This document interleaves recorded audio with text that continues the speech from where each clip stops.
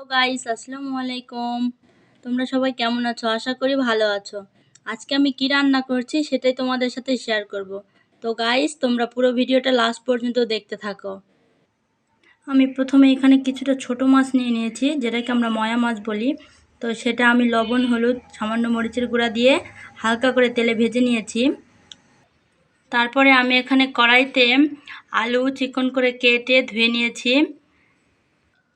তারপরে আমি এখানে পেঁয়াজ কুচি দিয়ে দেব।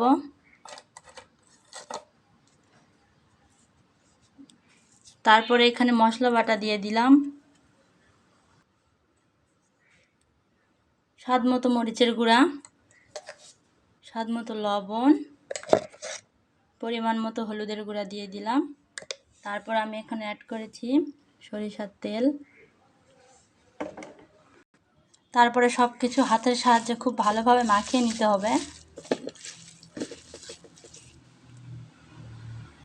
আমি সব কিছু খুব ভালোভাবে মাখিয়ে নিয়েছি।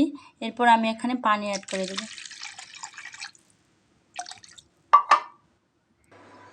এই পর্যায়ে আমি চুলাতে কড়াইটা বসিয়ে দিয়েছি। তো এটা আমি কিছুক্ষণের জন্য জাল করতে হবে। তো গাইস আমি প্রায় 10 মিনিট পর চলে এসেছি।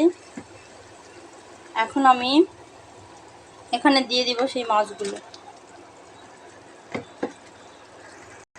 আবারও ঢাকনা দিয়ে কিছুক্ষণ রান্না করব। গাইস আমি প্রায় 5 মিনিট পর আবার ফিরে এসেছি। তো এই পর্যায়ে আমার রান্নাটা প্রায় শেষ।